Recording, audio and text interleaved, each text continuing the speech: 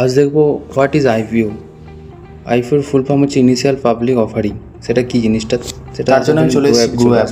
এটা খুব সহজ অ্যাপটা।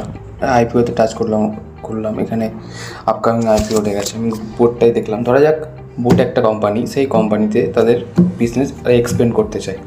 তাই ধরুন 10টা ফ্যাক্টরি আছে, 10টা ফ্যাক্টরি থেকে তারা চাইছে আরও 100টা ফ্যাক্টরি করবে, তাদের আরও সাপ্লাই করবে ইন্ডিয়াতে, গোটা ওয়ার্ল্ডে। তখন তারা কি করবে? তাদের তো আরও টাকা লাগবে। ধরুন একটা ফ্যাক্টরি করতেই কয়েকশো কোটি টাকা লাগে, 100 ফ্যাক্টরি বানাতে অনেক টাকা লাগবে। তাহলে তারা কোথায় পাবে? তখন টাকাটা কোথায় পাবে? আর এটা জানবেন, বর্তমানে কোনো প্রাইভেট কোম্পানি কোনো পাবলিকের কাছ থেকে টাকা নিতে পারে না। টাকা নিতে পারবে না, তাহলে তারা কোথায় যাবে? তখন তারা কি করবে? তারা কিছু সার্টেন গাইডলাইন মেনে পাবলিক জারি করবে, অর্থাৎ প্রাইভেট লিমিটেড থেকে পাবলিক লিমিটেড হবে। তবেই সে পাবলিকের কাছ থেকে টাকা নিতে পারবে। তখন সে এক্সচেঞ্জের কাছে যাবে, এক্সচেঞ্জের কাছে গিয়ে শেয়ার মার্কেটে লিস্টেড হয়।